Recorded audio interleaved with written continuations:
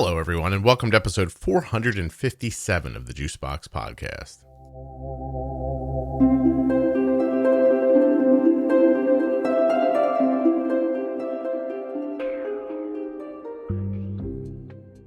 On today's show, we'll be talking to Jon Marks. Jon is an adult living with type 1 diabetes. He was diagnosed in his 20s.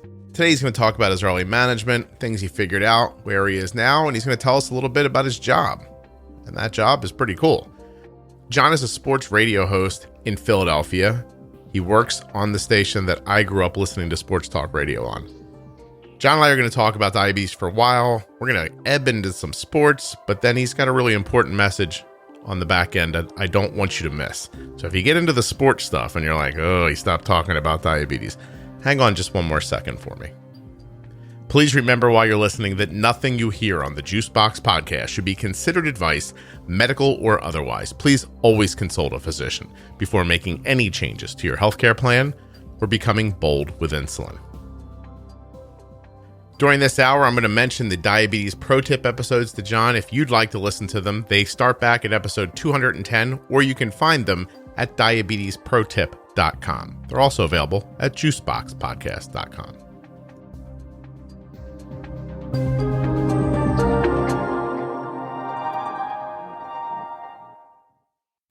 This episode of the Juicebox Podcast is sponsored by the Dexcom G6 Continuous Glucose Monitor. Get the CGM that my daughter and Jon Marks wears at dexcom.com/juicebox. And you can take the Omnipod for a test drive. Go to myomnipod.com/juicebox. Find out if you're eligible for a free 30-day trial of the Omnipod Dash. That's actually you using it for 30 days. Or you can ask for a free, no-obligation demo of the Omnipod. And if you get that, they'll send you out a pod that you can wear and try on. It doesn't work, but it will give you the feeling of what it'll be like to wear the Omnipod. So whether you're going to look for that free 30-day trial of the Dash or just try to get that free, no-obligation demo, everything you want is at myomnipod.com/juicebox. Last thing before we start, check out the T1D Exchange at t1dexchange.org/juicebox. Are you in a studio right now? Like, are you going to do this and then work? Yes, I came in at about 10:30 to get it like an hour's worth of work done. And then I'm going to do this with you, and then I'm going to bounce out and then finish up my prep and get ready to go on the air. Oh, that's very cool. So we're recording already. This is very, very laid back. I listened to a couple recent podcasts over the last week or so to get a feel for what it was. So I got a pretty good idea. You do a good job with it. Thank you. I listened to your show yesterday too. So. Oh, thank you. I thought, so anyway, go ahead, introduce yourself. My name is Jon Marks. I work for 94 WIP. I am a sports talk radio host. You can listen to me every Monday through Friday from 2 to 6. If you get the radio.com app. And Scott, thanks for having me on the show, man. What's going on? I'm going to have to go back probably to when you started in Philly. And I grew up in Bucks County, so we listened to sports talk constantly. My earliest memories are walking around like a baseball card shop and hearing like Glenn Macnow talk about sports. And I love I think what you do is incredibly difficult to make look easy. To have these like very short conversations that are cogent, and somehow they're unto themselves, but then they build along the hours that you're on the radio. I think it's a really cool skill to have. And so I love listening when I get a chance. I love listening to people talk. I don't put on as much music as I even want to because of that. And I felt like one day I heard you offhandedly say to your co-host that you had diabetes, and it never really came back up into my head again. And then what was it now? Maybe a month or so ago, I was listening to the radio and I could hear your Dexcom beeping. And I thought, how come I've never asked Jon to come on the podcast? So here you are. It's funny how many diabetics are out there listening and know what that Dexcom alarm sounds like, because between the tweets, I guess you emailed me, or I don't know if you direct messaged me on Twitter, but right. Between the DMs and the emails, I must have gotten a dozen people saying, hey, I'm on the Dexcom too, or hey, my daughter's on the Dexcom. So it was not something I expected when the damn alarm goes off, because you can't silence it right away because it puts the volume all the way up. Yeah. So everybody can hear it. But it's funny how it works out sometimes, isn't it, Scott? Isn't it interesting that you get that many responses? Because I immediately thought, so seriously, I had dropped my daughter off at a salon. She was having her nails done, and I was waiting outside listening to your show, and I heard the beeping, and my brain thought, that's not right. Arden's not low. I know she isn't. And then I was like, wait a minute, it was muffled. Like, that wouldn't have sounded like that. And then it occurred to me, I was like, I remember this guy saying he had diabetes a couple of years ago. This is what this is. So that day, were you you had adjusted your diet, right? That particular day? Yeah. Is that what was going on? You were trying to eat right or something like that, I heard you saying? Well, I mean, I have, ever since the pandemic started, so we're going on a year now, I really decided that I was going to take advantage of not being able to do anything and really start exercising and eating better. I would say my diet was usually, pretty good for being a diabetic, but I really kind of took charge of it. I don't remember exactly what it was that day. You know what it was? Since it was about a month ago, Scott, my basal rates were probably a little bit off because of the temperature change and what it does to me. But I mean, honestly, like it's not unusual for me to get a little bit low during a show, and because I have an Apple Watch, which is amazing because I can get the Dexcom reading right on my watch. It's like it's amazing for any diabetics out there. Yeah. You see it going down, and I know that I'm in a commercial break. So what am I doing? I'm trying to eat a granola bar during the commercial break, but doesn't work right away.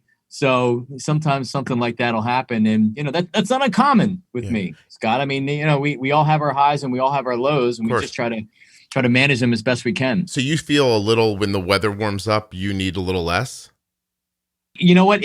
It's yes, I do. It's and it's weird because weather warms up for a couple days and I switch it, and then the Northeast in spring and late winter, then that's 30 degrees, 20 degrees again. So then sometimes it backfires on you. So for me, when it gets warm, I need less. When it gets cold, I need more. And I think it's like that with a lot of people. What kind of pump do you use? I have an Omnipod. I don't have the Dash. I inquired about it, and my insurance was telling me that I'm not eligible for it, and I had to go through the appeals process, which I guess I'm currently going through. They said it could take about 3 months, but I'm an Omnipod insulin pump user. 3 months, April, May, June. I'll tell you what, if you wait that long, I assume their algorithm is going to be out. So the Omnipod 5 will come out. And then your Dexcom and your Omnipod will talk to each other, and it'll adjust your basal insulin and things like that automatically. So I should just wait. Maybe you should. That's because it's trust me, that's a pretty great technology. My daughter's using an algorithm right now, and it's fascinating to watch it work. Amazing. Might stop some of those lows for you.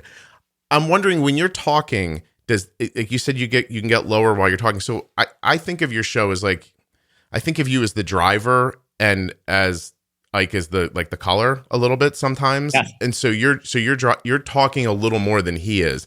And you're paced, like you're a quick talker like I am. Does that actually burn carbs for you? Do you get low just from that? Do you have to eat during the show, I guess is my question? I do. I have a routine and actually we just changed our clocks, so our break schedules are a little bit different now. But I used to, before we would have a commercial-free segment that would go from about 4:40 until 5:20, save about 40 minutes. So during that break, I'm starting to get hungry anyway because lunch had been 3 or 4 hours before. So that's when I would typically eat one of my protein bars that I have.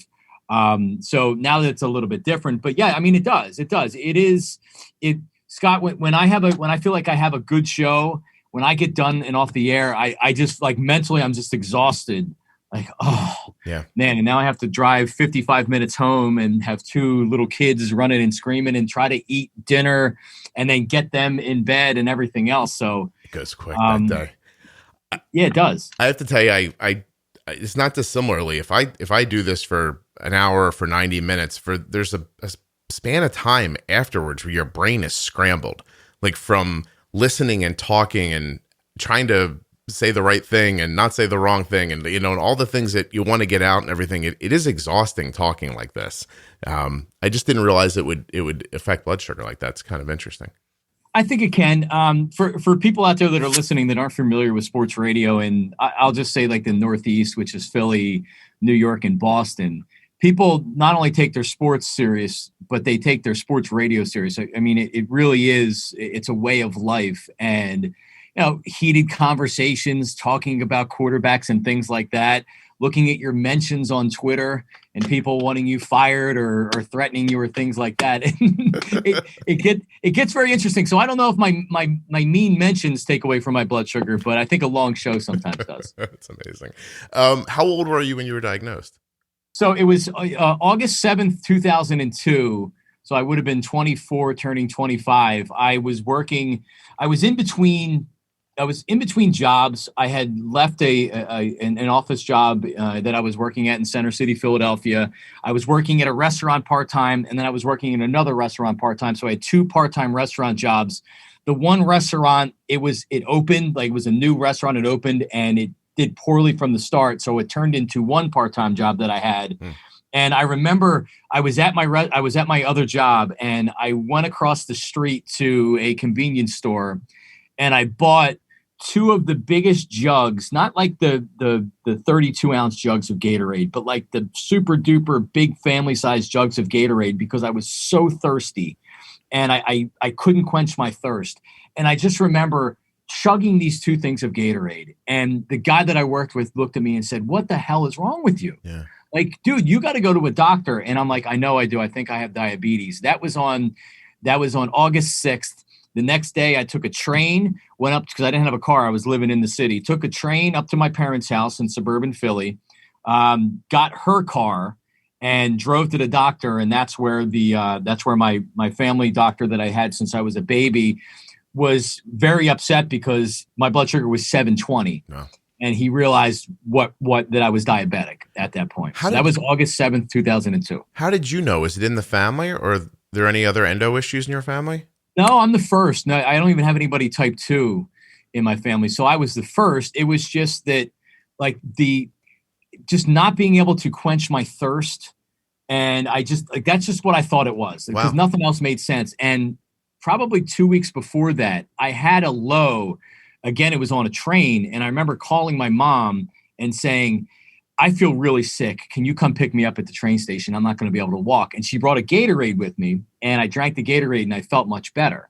But what I didn't know was my sugar was probably 50, because I'd ran to the train because I almost missed the train, and it's hypoglycemic. So my sugar was low.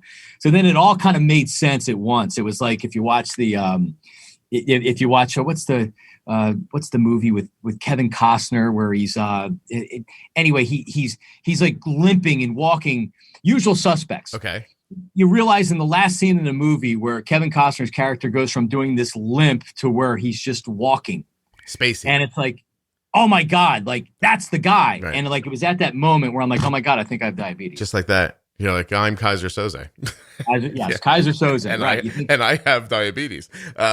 He's not, I wasn't Verbal Kim. I was actually, yes, I was Kaiser Soze. Yeah. So that really, without any background, did you use the internet, or just the thirst thing drove you to diabetes in your mind? I mean, this was 2002. So I probably had a flip phone at the time. Right. Yeah. So,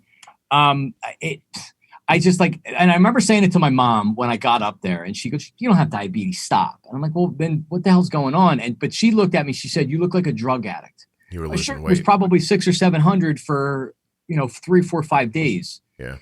So, went to the doctor, bang, 720, you got to go to the hospital. So you're about 2 years prior to my daughter, who was diagnosed in August, 4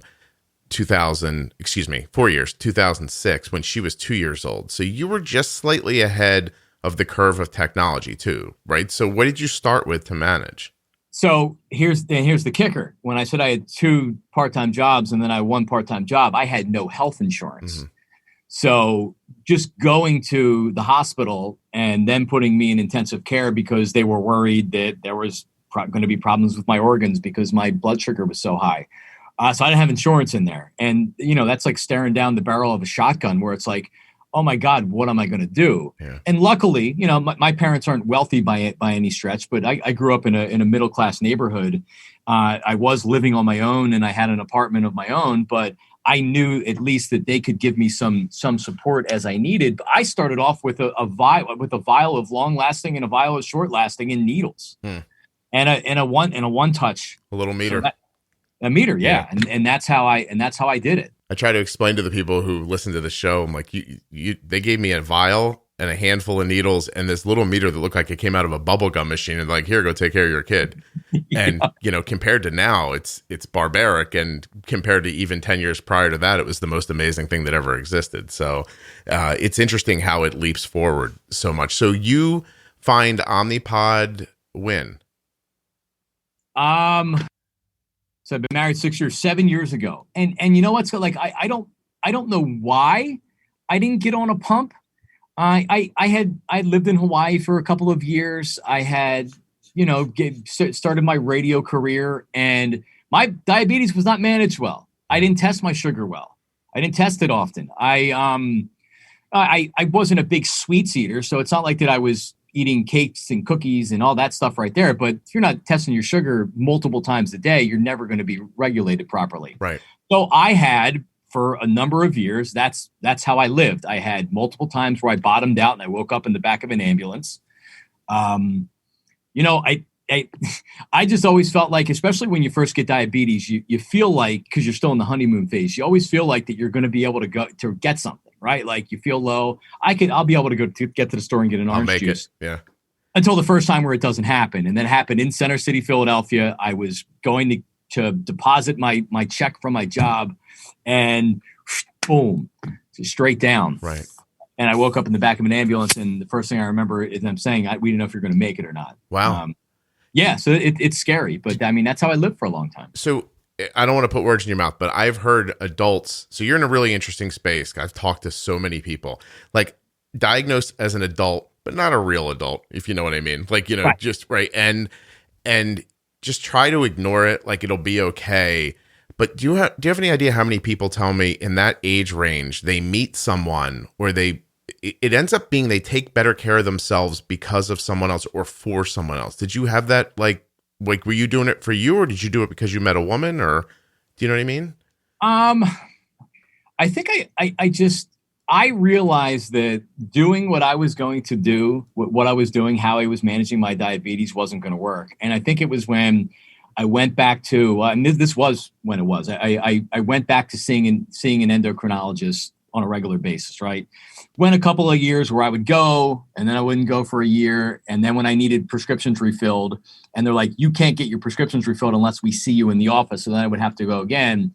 I think it was when I finally started getting regular A1C, and I saw how I was managing my diabetes, which was, not good, not terrible. I was trying, but it's very difficult when you're just using a meter and you're just using a vial and a needle. Yeah. It's very difficult. So that's when the doctor, because I hadn't been I hadn't been good. I hadn't been going to a doctor on a regular basis. They said, well, what about the pump? And I said, sure, let's do it. But it really was the Dexcom that saved me. I could take injections right now. The Dexcom is the lifesaver. I mean, This is what's totally changed my life, is being able to see what my blood sugar is at any moment and see what food does to my blood sugar, so I can learn from that. Right. So that's been the game changer. Fine tuning issues then you can do with insulin. It's interesting. I was talking to somebody yesterday, and they said that a pump used to be this thing where if you were just really not on top of things at all, they'd slap a pump on you thinking, well, at least you're getting basal insulin. We can know that's happening. And maybe you'll push some buttons once in a while when you eat, and we'll get lucky and you'll bolus once in a while, which makes it all, it's nice not to get poked, and all that stuff's great. It's great to be able to adjust, temp basal rates and extended boluses and things like that. But you're right. Once you can see the data in real time, it's eye-opening in a way it's impossible to describe if you've done it to somebody who's never seen it before. Yeah, and you can't, without seeing that, you don't really know. You can test your sugar after an hour and you know what it is, but you don't know how long it took to get to there. And that was another thing with me, was the taking too much insulin too soon, eating something that has carbs, but they're slow-acting carbs, and then not realizing that's not going to hit me for 2.5 or 3 hours, and then I'm low, and then I'm eating to solve that low, but then my sugar's getting high, so then I'm waking up with a 350. So. Yeah. The Dexcom, for anybody out there that doesn't have a Dexcom, get a Dexcom or get something like a Dexcom, because it is a life changer. I would tell you that absolutely, Arden, like, we love Omnipod. We really do. Arden's had it since she was 4, maybe. But you're right. If you made me choose, I'd have to take seeing the data over the ease of pumping. Like, if you made me pick just one, like that, it's a false choice for us, but that would be the way to go. I have a question about prior to all of that. You were bouncing around a lot. So were you the kind of person who was low so much that it counterbalanced the highs, so your A1C looked like it was reasonably okay in the 7s? Or were you more of a, I'm trying my best, like I'm more in like the mid 8s?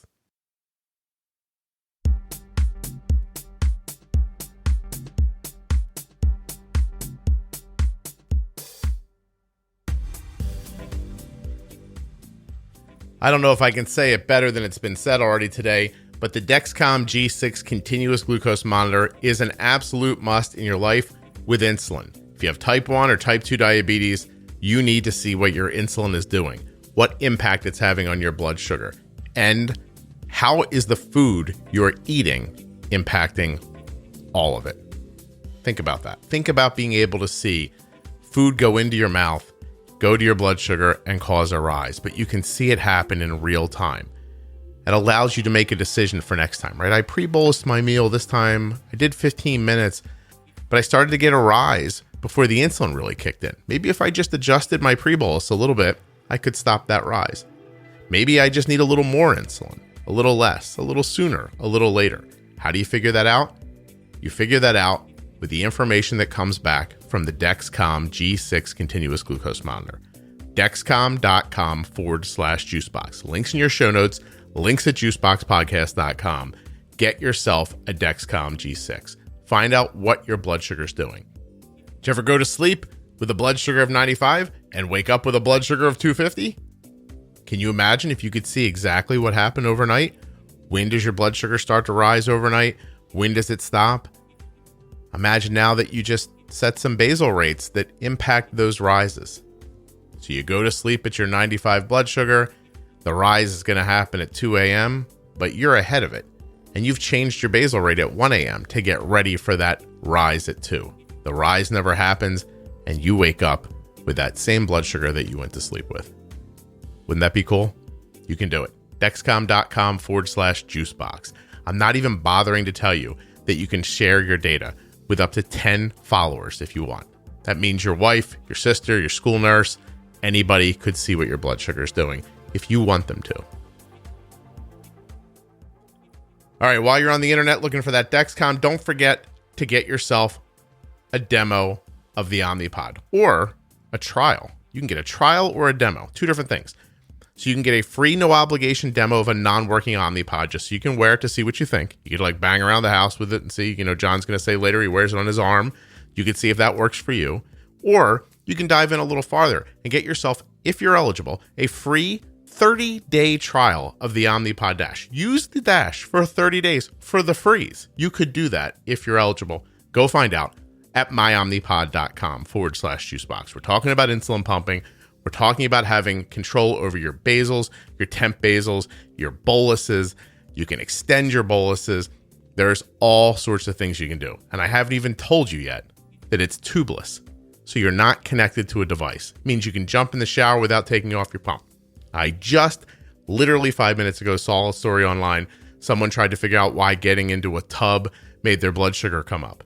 And after all this consternation and talking, you know what the answer was? They took off their tubed insulin pump to get into the water, taking away their insulin and allowing their blood sugar to rise.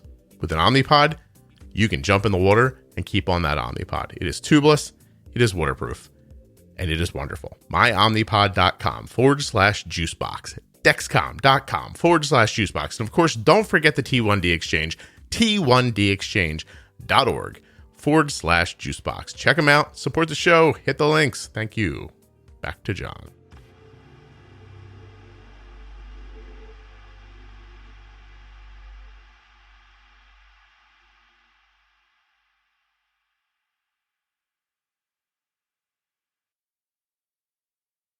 Definitely highs and lows. Okay. 8s. Yeah. Yeah. definitely. But you passed out. You passed out a number of times though. Christmas morning, when I guess, well, this was back when I was definitely living at my parents' house. So I had lived on my own for a while. And then when, coming back from living in Hawaii, I was there for a year or two, and then I had moved out. But I remember it was a Christmas morning. The insulin that I was using, you would have to take a half hour before eating. Mm-hmm. And I took the shot of what we were going to have for Christmas morning. And then I fell back asleep, and I guess breakfast got delayed. I came downstairs. Only thing I remember is waking up on the floor with an ambulance in my neighborhood on Christmas morning, which made all of my neighbors and people that I know in the area wonder what happened. Does not sound like so. That was one of my times. Wow. And now you said you have a couple of kids. Do you know about TrialNet? Have you wondered if they've got like antibodies that marker type 1, or do you not think about that too much? I honestly don't think not that you don't think about it, because I mean, obviously you do, and it's something you worry about. I have baby number 3 coming, God willing, in July. Congratulations. But thank you. Yeah. But I haven't looked into it, and I'd be more interested in information. Yeah, there's a woman named Carla Greenbaum was on recently.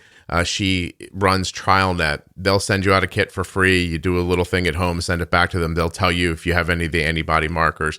And actually, there was a gentleman on just the other day who's just about ready to have, his company's about to have a drug come out of trials with the FDA, and they're seeing that if you have the markers, they give you this drug. It's an infusion. I think you get it. God, I hope I'm remembering this right. Maybe like once a day for like 12 days in a row, and then you're done, and it can hold off the onset for years. It's wow. Really fascinating stuff. So, yeah, it's called TrialNet. When we're done, I'll send you the information so you can have it. Hey, do you know, Sam Fold has type 1? Yes, it is. He's a coach for or he's in the front office for the Phillies now. Dombrowski is Dombrowski not the GM? I think he is, but I think he's like the president of baseball operations, and then they bring somebody else in who has the general manager title. And that's Sam. Right. Yeah. Sam's got the GM title. He's actually been on the show a couple of times. He's really just a delightfully nice guy. Just then, if you ever bump into him, he's got like this great camp he does for kids with type 1 every year. And he's just a really genuinely decent person. So very cool. I just figured you might bump into him at some point or another. Okay. So I have to ask you, I'm a huge Howard Stern fan. I have been all my life. And I always imagined that Howard would make up fights with other disc jockeys just to make on-air stuff. But fights with sports radio disc jockeys is real, isn't it? Well, Scott, I like you grew up on Howard Stern from middle school, when I knew I shouldn't be listening to him because I wasn't old enough for that type of content. Right. All the way up through, I don't subscribe to Sirius anymore. But whenever I get, like, my wife just got a new car, so she's got the 1-year subscription. So every time I need to go somewhere, I take her car so I can listen to the Stern stuff. I mean, so in Philly, there's 2 sports radio stations. Where I am at WIP, which is the leader in sports radio for forever, and then the other station, which is 97.5 The Fanatic. That is where I started and where I worked up until I guess it was 2017. I guess now, 2017. So I was very much the enemy, or I considered WIP the enemy for a long time, and then I switched and I came over here. For the most part, I get along with everybody. Yeah. I'd still consider most of the people over there my friends. Everybody's been great to me here. But I would say some of the older generation of sports talkers in this town, that's kind of what they grew up with, which was just hating everybody and each other. The fighting, yeah. Well, it really is that idea that back then there was a finite amount of radio stations that were talking about the thing you did, and if somebody else was succeeding, you were failing. Now there's outlets for everything. You can get your voice anywhere almost. It's amazing. And I think Stern kind of set the bar for just a radio war, right? Like, no matter who was trying to go up against them. It was first John DeBella in Philly, who had the morning zoo. He had the top-rated station or top-rated show here in the mornings. And then when Howard got syndicated to WISP, it was like, okay, he's the guy to beat. Yeah. we're going to beat them. And then that just was what he was going to do. He was going to stop at nothing to beat whoever was in his way. You had Mancow, who was out in Chicago, and you had some other people across the country. But yeah, I mean, that was Radio Wars. That's what you did. Yeah. And you saw a lot of people, even up until recently. There was a sports radio host here not too long ago that was applying the Howard Stern method of, Radio War, stop at nothing to win. Mm-hmm. And, it's times have kind of changed. It's tough to do the Howard Stern stuff anymore. Doesn't work. Yeah. Do you know I went to that DeBella funeral? I must be much older than you. I just realized. We took the day off and we went down and stood down there, and I think it was on Market Street, and it was hilarious. You and a lot of other people, it's amazing. It's amazing. Like I'm constantly looking at ratings and everything else with our show and other shows or whatever. But the ratings that Howard Stern did, you'd more or less have 25% of the city listening to Howard Stern. You'll never see ratings like that again. Yeah. It was amazing. 1 in 4 cars is an amazing statistic. It really is. And do you feel that? Like, I have a podcast. I'm not on the radio, and I feel it constantly. Like, make this good, make it better, make it interesting. Don't let there be lulls. Like, do you have all those feelings? Like, do you have that? Is there a voice in your head that's like, cut this call off? I have anxiety every day when I wake up, because it is, what am I going to talk about today? Right? When you do a radio show, if you're doing a lot of interviews, then you can do a lot of interviews, and that's kind of like the preponderance of what you're doing on a show. That's not what we do. We do mostly talk. We'll have interviews, but for the most part, we're talking, we're discussing, we're debating. So it's been, I mean, honestly, it's even when we've had great rating success, like, hey, you're the number one show for the last 6 months in Philadelphia. It's difficult to enjoy, because we have to answer the bell every morning or in the afternoon. But that's what I'm thinking about when I wake up. The first thing I think about when I wake up is, what the hell am I going to talk about today? I think if you put two average people in front of a microphone, they could maybe go for 2.5 minutes, and then they wouldn't be able to go anymore. Well, I mean, Scott, I think it's just like, I knew from a very young age, like you were talking about being a Howard Stern show fan. I used to tape Howard Stern on a cassette, and then I would listen to it when I got home. I would tape back then was the WIP morning show with Angelo and Tony Bruno and Al Morgani. I would tape radio because I would have to go to school and I wanted to listen to it. So for me, I think it's just one of those things where I just like, it's what I've always wanted to do. And kind of, it's cool being on here right now, because I didn't get involved in radio. I didn't really get my act together in life until I became diabetic, and I had no insurance. I had a part-time job. I was just kind of like living, right? Like, What am I doing with my life? And it kicked my butt into being like, you know what are you doing, dude? Go out there and do something with your life. And that's what I've done since then. No kidding. I'll tell you, the amount of people who tell me, and I see it with my daughter as well, that having to be aware of your health it gives you a lot of clarity. And that some of the healthiest people I meet have type 1 diabetes because they're so in tune with what's going on with their self inside. It's a view that most people don't have of themselves. And it feels like you saw it and it wasn't going right. And at some point you're like, I got to fix this. And then that led you to pulling everything else. It's incredibly interesting. Yeah, it was like, I always say that people that are trying to manage their diabetes, right? You really have to want it. You have to want it. You have to be diligent. It gets tiring to do it. You can't do it 5 days a week and then take the weekends off. It's 7 days a week, 24 hours a day. Whether it's with me, myself, Scott, with you having your daughter, just the burden that must put on your mind because it's her, right? Like I couldn't imagine that. I would much rather deal with it myself because I know that I can deal with it myself. But I have a friend whose dad he's not type 1, he's type 2. And he's in his 60s, and we were swimming. I was over somebody's house. He was there. We were swimming, and he's asking me about the Dexcom because I actually keep them on. I keep the pump and the Dexcom on my arm because that's the best place for me is on the back of my arm, upper arm. Yeah. Otherwise, I tear them off or whatever. Right. So that's where I have them. So I'm swimming. He's asking me about him, and I'm asking him about his diabetes, and he doesn't doesn't ever test his blood sugars and everything else. And I told him, I said, listen, if you get the Dexcom, like, you will know what your blood sugars are at all times, and you can adjust it.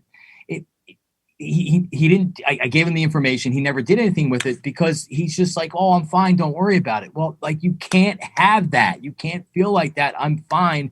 Everything's going to be fine. So it kind of what it's done for me in life, which is that, like, to be in radio and to have, moderate success, and to be doing this on a local level and having some success here in Philadelphia. Like, I've been kicked so many times. I've been told I can't do this so many times. I've really, really, really had to want it and work for it. And it's the same thing with keeping your sugars down. Yeah. I mean, it is. Well, after you decide to do something like that, you do recognize that other things are not as difficult as you think they are. Like, I find diabetes to be a major source of perspective for me. There are things that prior to my daughter's diabetes, I would have thought were trouble or a problem or hard. And now I don't look at those things the same way. I would be able to say to myself, I want to get something accomplished. I'll go do it. Nothing's as bad as my daughter's blood sugar being high or low to me. So it just feels. I heard you say in a recent episode that if your daughter's blood sugar is over 145 after you eat, you're like, inside, like, what did I do wrong? Did I not do this? Did I not do that? And it's I thought about it, and I said, well, man, like, if it's me, it's just like, all right, well, I got to do better. But doing it for your daughter, it's like you're in charge. You're the one that's trying to help her. And it does feel different. It really puts life in perspective. And I'll tell you this, that diabetic me is a much more healthier person than non-diabetic me. That's certainly something. Does your wife have any involvement in your care, or is that something you keep kind of separate? I mean, no, she doesn't have it on her. She doesn't have it on her phone or anything like that. Right. She knows that I'm taking pretty good care of myself now, but she's the one that pushed me before. She's the one that pushed me when I didn't have a pump or a Dexcom. She pushed me saying, like, well, how are your sugars? Oh, my sugars are fine. She's like, how do you know? And she was holding me accountable because how did I know if they were fine? I wasn't testing my sugar. Oh no, they're fine. They're fine. Don't worry about it. I was just low like an hour ago and I ate a granola bar. So I'm fine. Right. Yeah. So she was, and it was right before we got married, to where it was like, I'd like to have this on before we get married. So we've been married almost 7 years now. So that's how long it's been. So fine to you was not passing out. Right? Like, I have a granola bar, I'm fine, which meant I'm not going to wake up in an ambulance. Yes. That was fine with me. Where, all right, maybe I'm a little bit high, but whatever. You're right. But you're in a completely different space now. Oh, absolutely. Yeah, absolutely. My biggest issue right now with my blood sugar, so I get off the air at 6:00. Depending on traffic, it could be anywhere from 45 minutes to an hour getting home. So by the time I get out to the studio, get to my car, so I'm getting home usually between 7 and 7:15. We try to have the kids in bed by 8:00. So I am rushing home so I can eat. And so I'm stuffing my face eating, trying to put the kids to sleep. And I'm exhausted.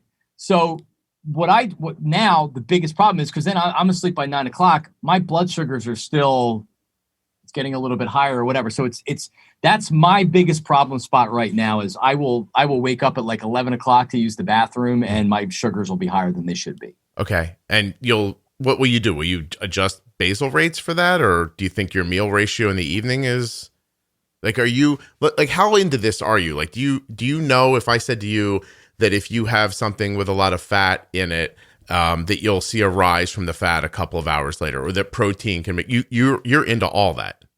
Yeah. Wow. I mean, a lot of times it's not properly doing an extended bolus. It's not taking enough, because I worry, like the classic me is taking too much insulin because I don't want to be high, and then I get low, and then I eat to make up for it, but it's too much that I'm eating, so then the sugar's back up. Well, let me pitch something to you. Go back to episode 210 and start the Diabetes Pro Tip series. It's with me and a friend of mine who also happens to have type 1 she's coming up on 33 years now, and she's a CDE. And we talk through all of the management ideas. Like one, there might be like 20 episodes of it at this point. And I'll tell you, people listen to that and tell me, boom, their A1Cs come back in the 5s and the low 6s, no trouble. Really? Yeah, just management ideas and just talk through Awesome. like simply. So if you can get help from that, I think that would be amazing. Going back to earlier, I have to tell you that I don't really say it on here very much, but that pressure about doing it every time I start talking to somebody, and because you're doing it with me, I don't want anybody's notes. I don't like knowing what we're going to talk about first. I tell people, introduce yourself. I'll ask you a question. We'll start talking. And for the first 20 minutes, I feel an incredible pressure to build a narrative that will be interesting and it will make you want to listen till the end. And once I hit those 20 minutes, I can hear a voice in my head that's just like, don't F this up now. Like, now you did it. Like, now pull it through to the end, like make it work. And I love doing this. I really do. I have to tell you, I'm very much in the same area as you. I mean, we used to put 90-minute cassette tapes and tape the Stern show and then run home 90 minutes later and put in another tape and do it again. And then you'd listen to the whole show later. And I think it's an amazing skill to be able to have conversations that are interactive without you being with people and hold people's attention. I find it to be an incredible, a kind of a magical thing to be able to do. So I don't know. Go ahead. No, it's cool. It's cool. Yeah. I couldn't imagine doing anything else, to be honest. I seriously, like, so people come on, like there's all levels, like people call in and some people are terrific, right? They have a little bit of an agenda. They know how to get to it and everything. How do you stop yourself when somebody kind of hems and haws at the beginning? How do you stop yourself from like, come on, get to it? Like, how do you... Well, it's actually it's a great question because I don't like I listen to a lot of audio just from around the country. I listen to some stations up in Boston because I feel like it's a similar market with a similar style of way that they're doing things. Mm-hmm. And there's one particular show where the guy literally will give you 10 seconds, and if you're not good after 10 seconds, bam, you're gone. And like he comes off as a jerk because that's kind of his personality. And, especially when I started this show, which was back in the end of 2017, I was running phone callers a lot sooner than I do right now. There's a thought in the business that if you allow a caller on for more than 2 minutes, you're going to have people tuning out. So I'd say that 2 minutes is kind of what you're shooting for. And if they're good, leave them on for a little bit longer. But I mean, you're right. If you knew what you were getting with every caller, then it'd be easy. But unfortunately, some callers are much better than others.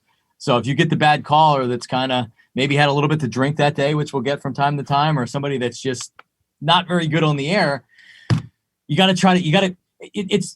feel like it's one thing that I can definitely be better at is command over your show and command over the calls, to where if someone stutters for a second, you don't want to come off as being a jerk, right, but you also can't let him just continue to sound bad. Because that car radio, and are you talking mostly to people in cars? Is that the vibe? Or no? It's crazy because you and I started listening to sports radio when there wasn't cell phones. So people were actually calling from landline phones. Yeah. I'd say that you probably get about 60% of people that are in the car driving. Sure. No, I think the whole thing is amazing. Would you spend the last couple of minutes talking a little bit of sports with me? Sure. Oh, all right. I don't understand. Carson Wentz wanted out. Is that what ended up being the truth? Yeah. So I guess after he was benched, he decided that, nope, I'm out. And from that point on, he was like one of those things where when you're done, and maybe other people don't realize when you're done. But for whatever reason, at that moment, he decided he wanted out. So yes. So then a lot of what you hear then through the media is just people saving face or trying to set things up in their favor going forward. It's what you do paying attention to sports. It occurred to me while I was thinking about you yesterday that it's so similar to political conversation in that, like, there's the truth for one side, there's the truth for the other side, and there's somebody trying to figure out what it is. Like, there's what the team says, it's what the players say, it's what the business says, and then there's sports, and then you have to sift through it. And what's actually true, right? Because just because a sports team leaks information to a media member, or an agent for a player leaks information to a media member, they're not given a lie detector test before they give that information to the to the media. So you're right. You're doing a lot of. I think you're looking at the available information. You're deciding, okay, why is that being put out there, and then you're trying to figure out what's true and what's not. And I think it's pretty safe to say that that last year was a really crappy year for the Philadelphia Eagles, and that Carson Wentz, for whatever reason, decided it was better for him to play elsewhere next year. So is the content of the day for your show, is it driven by you trying to get to the bottom of something, or you knowing what the listeners want to talk about and what the callers want to bring up? All right. So today's a Tuesday, and normally this time of year we are in spring training down in Clearwater, Florida. We were actually down there last year, right when like everything kind of hit the fan. Yeah. Where we were down there, and they're like, okay, you can't interview players anymore. So it's like, oh well, okay. So we were able to like tape a couple interviews, but we had to be a certain amount of time away or feet away. Nobody had masks or anything. That people just started using hand sanitizer. And it was all sold out. So I couldn't get any hand sanitizer to take down there. We actually had my partner bought a bottle of rubbing alcohol, and he was pouring rubbing alcohol on his hands to sanitize. But so like, that's what we're doing today. We're not going down to Florida, but we're almost pretending we're in Florida today, and we're having a bunch of Phillies guests that are on. So like, I have to decide, and we have to decide as a show, what is the jumping off point? If you tune in at 2:00, what can we say? What can we do that's going to say cool, or it's going to be like, wow, good opinion, or it's going to get your attention to continue to remain tuning in. So you're more or less throwing your fastball. You're throwing your best pitch to try to catch people. You're deciding what is the most important topic of the day, what is most interesting. So we're going to do a Phillies topic today, and I think it's going to be, is this playoff or bust? Like, do the Phillies have the fourth highest payroll in baseball? Do we expect them to make the playoffs? Because I don't think a lot of people do. Normally, it could be an Eagles conversation, but really it's kind of reading the room, which is your audience, which is sports fans, and deciding what is most meaningful and interesting to them at 2:00. And it's different. I've worked mornings, I've worked middays, I've worked afternoon drive, I've worked nights, and each different time slot or day part is different. When you're coming on at 6:00 in the morning, you're starting the day for the station, right? By 2:00, what a topic that may have been hot at 6:00 could be picked over at 2:00. Yeah.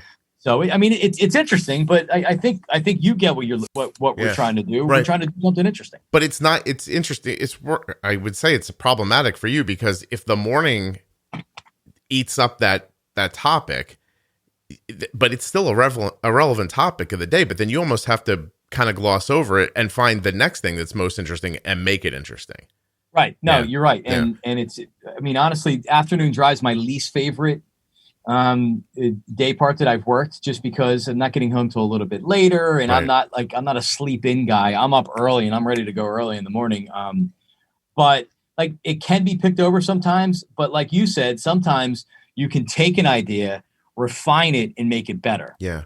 I mean, it depends. Every day's different. Do you think that what you do has impact on players and teams? Like, do you think not that you have sway over them, but do you think that they listen and that they make decisions based off what they think of as how people feel? Me personally, no. The radio station and the sports culture in general, absolutely. Yeah. Absolutely. There was a Barrett Brooks, who was an Eagles player back in the 90s. Offensive lineman. Yeah. He now does a radio show that's it's on an AM station, and it's national on a national network. He had told a story, I guess it's 2 weeks ago now, where they used to talk about in the locker room that my station, WIP, that the Eagles used to listen to WIP, and they would make decisions based on what the hosts and what the callers were saying. So, I mean, if nothing else, it puts pressure on the teams to do things. And like, if WIP wasn't around, and if this city didn't have it as an outlet, I don't know if Carson Wentz is gone. I don't know if he feels the pressure and the stress and the heat that he otherwise probably wouldn't have felt in a different market. Because they have they don't have the ability to do what the rest of us in the world have to do. Like, we live in our lives. You don't, like, right now, if my neighbor hates me, he's 60 feet away from me talking crap about me. I have no idea. I would never know. Like, right. There'd be no way for him to, like, for me to have any impact from that at all. But when you can hear people talking 24 hours a day about the decisions you make, I bet you it does really weigh on you. And it is different around here, right? Like, if you picked up and went and did sports talk and, in the middle of the country somewhere, you wouldn't want to have the same vibe, and then it wouldn't have the same impact on the players. Yeah, and you can't do it, right? Yeah. I'll listen to, we have a station out in San Diego. I'll listen to their morning show that I can get driving in because of the time difference, and they're very funny. You're not doing the same kind of sports talk in San Diego or in Los Angeles or in St. Louis or in Texas that you're doing in the Northeast, because we're crazy. Yeah. Mahomes isn't worried that somebody's going to badmouth him on the radio after he throws a ball into the ground. No, there's not going to be a host that's going to decide that he's really not a good player and we're all crazy. Probably not, no. So just your opinion, was Wentz a good quarterback and the injury just shut him off? I think that he gets in his own head. And last year when the offensive line was poor, that instead of looking down the field, he was constantly worried about the rush. And that was his biggest problem. He just wasn't seeing the field well. Next year with a different team and a better team and a better offensive line, I think he's going to be good. But I also believe that at some point he will get back in his head again. And that's something that you're always going to be able to deal with. Yeah. Or you're going to have to deal with if you have Carson Wentz. I think mentally he can be weak sometimes. I was amazed for his size, how well he could escape. And then when he lost that tool, then he just suddenly started looking like, please don't hit me. I don't want to get run over back here over and over, which I can't blame him for. But, and so, okay, so let me ask you this. I want to ask you a Phillies question. I'll let you go because I know you have a big day. Would you draft a quarterback this year if you were the Eagles? Yes, I knew it was coming. Okay. Yeah,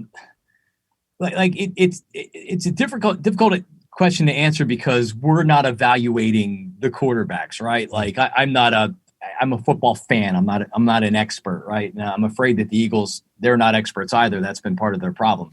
But if they see a quarterback and they say, because here's what I think the Eagles think about the Eagles' current quarterback, Jalen Hurts. I think they like him, but they realize he has limitations. And can he really be a good enough quarterback to win a Super Bowl? I don't know if he can. So if there's an obvious upgrade and you see a quarterback and you're like, damn, this guy's good, then I think you draft him. Is there one out there in your mind? Here's the problem. The top 4 quarterbacks might go to top 4 in the draft. So if the Eagles are drafting at 6, they may not get a guy. Now you're looking at the 5th best quarterback, and there's a big drop off. So the odds are, unless they're able to trade up and get a guy, that there won't be a guy there that they like. So then you take the tight end. You could. He might be gone. Because Mel Kiper has him going 5th in the most recent mock draft. No kidding. So now you're looking at a wide receiver or an offensive lineman. It's very fluid. It'll be fascinating to see what happens when the draft actually happens. So this is a rebuild for the Eagles then. You know what, Scott? I don't think it is. No, I don't think that they view it as a rebuild. I think they're viewing it as, we need to make sure we get a quarterback, and if it's not this year, then you're going to find out how good Jalen Hurts really is. I don't know. It seems like, I don't know. I'm so accustomed to the football that I grew up with, which was, there were 11 men on defense who were going to try to kill you, and the 11 men on offense were going to try to kick 2 field goals, and we were going to win 6-3. Like it's changed a little bit since then. I tried to explain to my son. I was like, there was a game. It was a Monday night game.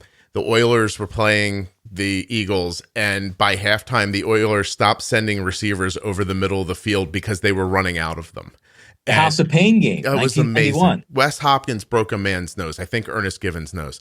And I just said, nobody, like, football just doesn't occur that way anymore. And my son's 21. He just thinks it's a lot of really rich guys that score like 50 points, like having a catch. So, and back then you could hit people in the head, right? You insane. could hit them late. You're playing on concrete most of the time, and with AstroTurf. Yeah. I mean, it's safer now, which is better, but man, football was different back then. One time, Andre Waters tackled Emmitt Smith by running at the line, diving on the ground, sliding across the AstroTurf, and hitting him in the ankles. It was ridiculous. Yep. They were playing on a concrete slip and slide. Okay. So the Phillies. I'm going to let you go after that. We're huge baseball fans. My son plays in college. Like, there's baseball's been going around my house forever and ever. Is it the pitching? Is it just that Kingery didn't come along right? Like, because Bohm's fine on the corner. You find yourself looking at Hoskins, wishing you had the guy that they let go to the Indians instead. Like, it's just Gregorius is great for his age, and he might be great not for his age. Like, where's the disconnect? I think what you have with this team is you have, if you remember that before the Phillies got really good and Gilla came in and Howard and Rollins and Chase Utley and Victorino, before that team came about, you had a bunch of good teams that weren't good enough. Right. They won 86 games 2 years in a row. The Ed Wade teams, when he was the GM. Yeah. They were good, but they weren't good enough. And I worry that this team is good, but not good enough. And they're spending a lot of money, so it's not like you can say, well, spend. I just don't think they have enough good young players up right now, right? Like, Bohm he's the real deal. I love Bohm, but who else? What happened with Kingery? Yeah, I don't know. So, and you're hearing sports radio Phillies fan talking right now because it's so frustrating because they had an opportunity. I just don't think they have enough good young players to supplement the roster. You need it, like Aaron Nola, and we're actually going to have him on our show today. Aaron Nola is really good. I don't think he's good enough to be an ace. Right. You're missing a starting pitcher. Can Spencer Howard be that guy? He was kind of disappointing last year, right? They just need better, younger players. Right. Yeah. People have to pop at the right time, and it can't just be one of them. It has to be more than one. I have to tell you, like, just being the father of a baseball player, I watched Kingery walk out of the batter's box the other day, and I would have hugged him if I was near him. Like, he had a look on his face like, I don't understand, like, why I don't see the ball. Like, you're heartbroken because he's got these guys appear to have all the tools. And that really brings me to my last question, right? Which is, how hard is it to be critical of people who are the best 3,000 people in the world at something? Does that ever seem ridiculous to you? Like, Scott Kingery is one of the best baseball players on the planet. He's just not in the top 0.5%. Like, right. You know what I mean? Like, that's a weird, I don't know. Does that ever occur to you? I don't want to mess you up. Maybe you'll be like, yeah, why are we picking on these guys? It never occurs to me. What's crazy is, and you said your son plays college baseball. To make it to AA in baseball is such a huge accomplishment, right? Yeah. To AA. You have to be so good at baseball, even to be a AA player, not to mention a major leaguer. And Scott Kingery was a second-round draft pick. So, but honestly, it doesn't ever occur to me, like, to do this job and to be successful in this job, at least in this city, you can't worry about criticizing somebody, right? Yeah. Like, if Scott Kingery can't play, and I don't think he can play, then I'm going to have to say I don't think Scott Kingery can play, right? Like, with Jalen Hurts, the Eagles quarterback, yesterday I'd said I just don't think he's going to be good enough to really count and to matter, right? And I think these players today, they're wired so differently. They don't listen to sports radio, and they'd be crazy if they did. They're looking at social media, and that's where they're getting their information from. I've never even thought.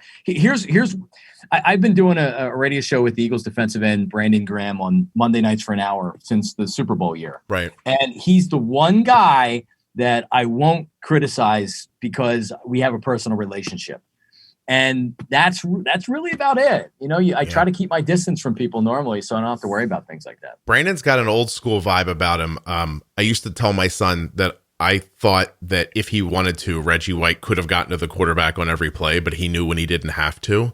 And Brandon knows when it has to happen and does it, like, come hell or high water. It's really fascinating. Even as he gets older, like, it's not every game, but my God, like, when you need that guy to disrupt what's happening, he's doing it.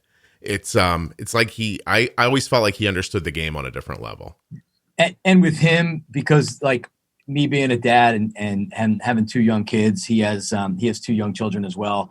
On a personal level, that's where it gets me. I mean, I see people online on social media that are listeners, and the people that I connect the most with are young parents like me. Mm-hmm. So when it's on a personal level, Scott, it's difficult not to to feel the personal So relationship. you can't get to know these guys because it'll mess you up. Yeah, I mean, if you're doing a different type of show, like in Philly, you have the Preston and Steve show, which is in the mornings, which is the closest thing to Howard that they've had since Howard Stern, as far as kind of like a ratings juggernaut. Like they're on a rock radio station, so they want the personal relationships with the players, right? Like they want those people coming in. It's difficult to do in my position. Yeah, no kidding. It's amazing. I think of it as a real art form. Honestly, it's fascinating to see somebody take a 2-minute conversation. Like I said, make it cogent, make it interesting, move into something else. And somehow when you get to the end of the hour, you feel like the hour was about the thing and it wasn't these small. And then you guys just very effortlessly go off into, some conversation of your own and bringing in your own opinions. You do a terrific job. So if anybody's local, and like you said, radio.com app, people could listen anywhere, right? Anywhere, yes. The radio.com app, it's WIP in Philadelphia, but you can listen to so many stations, from not just Entercom stations, but also some other stations as well. So you can listen to whatever you want, wherever you want. I use it to listen to people all over the country as well. So that's really amazing. Listen, when I was growing up, you didn't like teams that weren't within 50 miles of your house. So I'm even fascinated by that there are people in Texas listening to Eagles Talk Radio is fascinating. I love to listen to, after the Cowboys have a bad loss, I love to listen to the Cowboys station the next morning to hear them melt down in anger. It's amazing. That just makes you happy as a guy that grew up in Philly, though, I would imagine.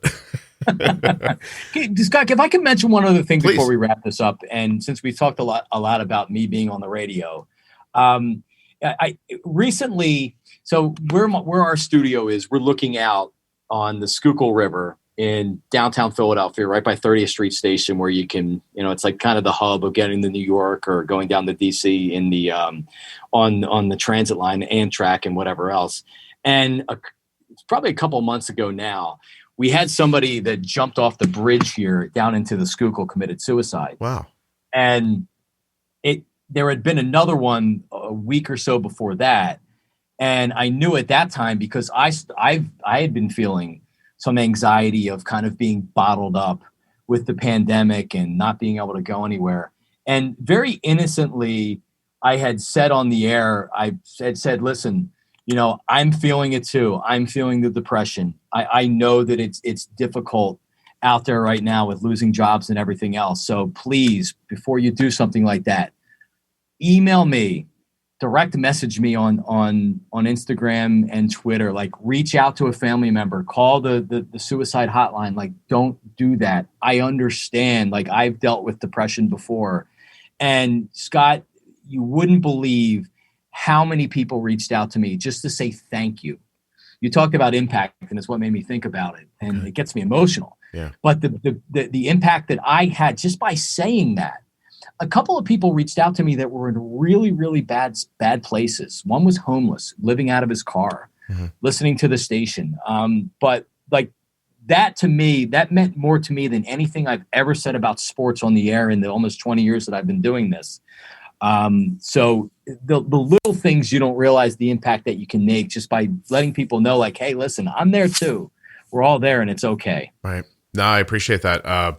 I've had similar experiences with the podcast, and you really can't undervalue how much just knowing someone else is feeling the same can bolster someone, and then giving them the opportunity just to have some sort of a connection is a huge difference maker.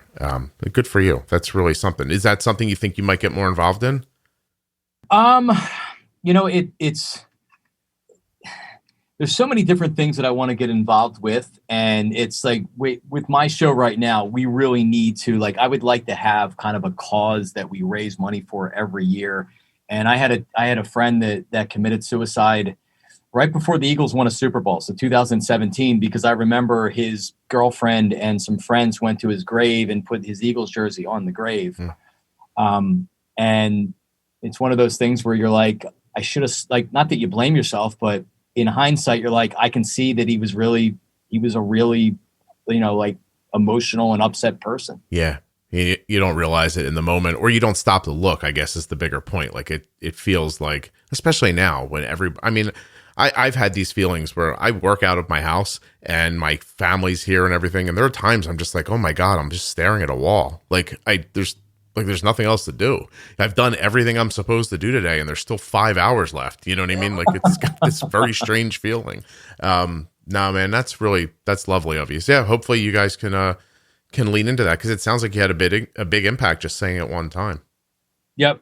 No. Yep. Absolutely. So it'd be a good cause to kind of get behind, because I think everybody can relate, and people, so many people have been touched or have went through, whether it's they've dealt with somebody in their family with suicide, or just, we don't talk enough about mental illness in this country. We don't, and we should talk more about it. Absolutely. Jon, thank you so much for doing this.